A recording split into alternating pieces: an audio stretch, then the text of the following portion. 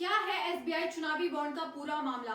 नमस्कार, मैं सपना पांडे और आप देख रहे हैं दून प्राइम न्यूज। आज मैं आपको बताऊंगी कि किस तरीके से एसबीआई के जरिए चंदा इकट्ठा करने के नाम पर 2017 से देश में घोटाला हो रहा था।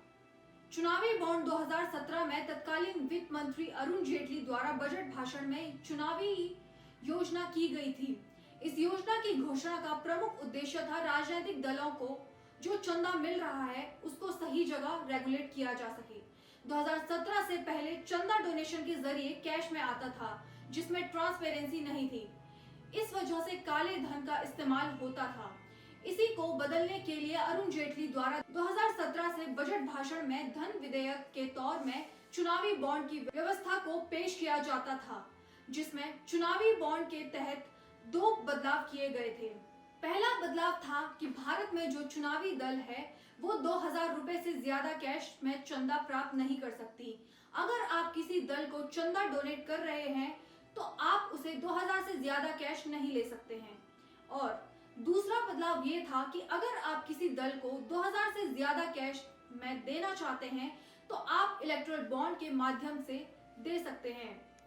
इसी को हम चुनावी बॉन्ड व्यवस्था के नाम से जानते हैं। 2018 में चुनावी बॉन्ड की शुरुआत हुई थी, जिसके तहत पर मुख्य तौर पर भारत के जो पंजीकरण रजिस्टर्ड पॉलिटिकल ऑर्गेनाइजेशन है वह अपने पॉलिटिकल पार्टी को डोनेशन दे सकती है। अगर आप इलेक्टोरल बॉन्ड में जो चंदा देंगे वह आपके नाम को पूरी तरह गुप्त रखा जाएगा। भारत सरकार की ओर से मुख्य तौर पर सरकार का एक बैंक है जिसका नाम एसबीआई है, तो सरकार ने एसबीआई को चुनावी बॉन्ड की जिम्मेदारी दी है। एसबीआई के कुछ विशेषज्ञ ब्रांच हैं जिससे वह चुनावी बॉन्ड जारी कर सकता है।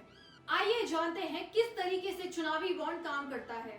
चुनावी बॉन्ड एक नोट या कागज की तरह होता है जिस कागज में एक सर्टेन अमाउंट लिखा होता है। अगर आपको किसी भी पार्टी के लिए चुनावी बॉन्ड खरीदना है तो आप एसबीआई की ब्रांच में जाकर खरीद सकते हैं।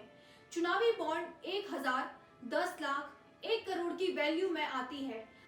अगर आप चुनावी बॉन्ड खरीदते हैं तो बैंक आपसे आपकी कुछ डिटेल मांगेंगे और बैंक आपकी पूरी डिटेल्स को गुप्त रखेंगे। इसके बाद आप अपने पसंदीदा पॉलिटिकल पार्टी के लिए चुनावी बॉन्ड खरीद सकते हैं और आप उससे अपने पार्टी को दे सकते हैं। जब आप बॉन्ड दे देंगे तो उसके बाद वह पॉलिटिकल पार्टी सिर्फ 15 दिन तक उस चंदे को निकाल सकती है। आइए जानते हैं अब तक इलेक्टोरल बॉन्ड का कितना इस्तेमाल हुआ है। 2018 से लेकर 2022 के बीच में अब तक पब्लिक और चैनल पर जो मौजूद आंकड़ा है वो 900 करोड़ का है। उसी को मद्देनजर रखते हुए एक याचिका दायर की गई थी। इलेक्टोरल बॉन्ड के तहत सुप्रीम कोर्ट ने एसबीआई को सख्त निर्देश दिए हैं।